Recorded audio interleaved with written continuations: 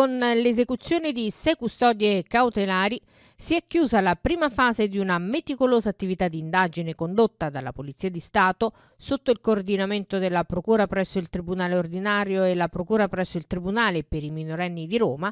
avviata in seguito al tentato omicidio di un minore avvenuto lo scorso novembre nel quartiere Don Bosco.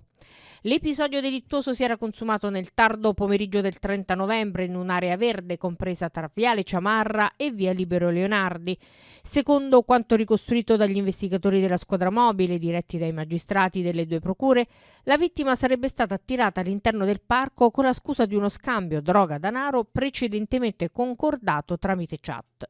Quando poi il giovane si sarebbe presentato nei pressi della panchina prestabilita, sarebbe stato subito bloccato e trattenuto per un braccio da uno dei due odierni indagati maggiorenni, consentendo ad un altro gruppo di giovanissimi di uscire allo scoperto da un nascondiglio per poi circondarlo ed aggredirlo fino a farlo cadere a terra. In particolare, dopo essere stata attinta con calci e pugni, la vittima sarebbe stata colpita più volte da uno degli aggressori con una spranga di ferro.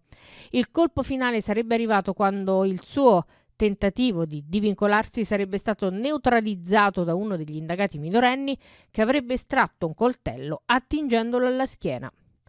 A fronte delle gravi ferite riportate, il giovane era stato poi soccorso sul posto e trasportato in ospedale con una prognosi iniziale di 60 giorni.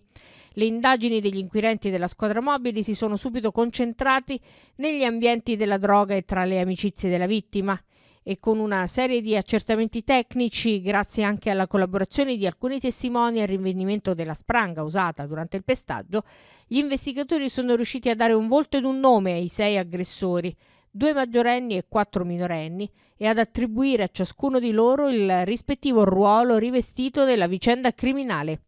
Il movente del tentato omicidio andrebbe ricercata nel mancato incasso di una partita di droga che uno degli odierni indagati avrebbe affidato come retta alla giovane vittima. Lo stupefacente sarebbe poi andato perso perché il giovane pusher era stato tratto in arresto proprio in quella circostanza.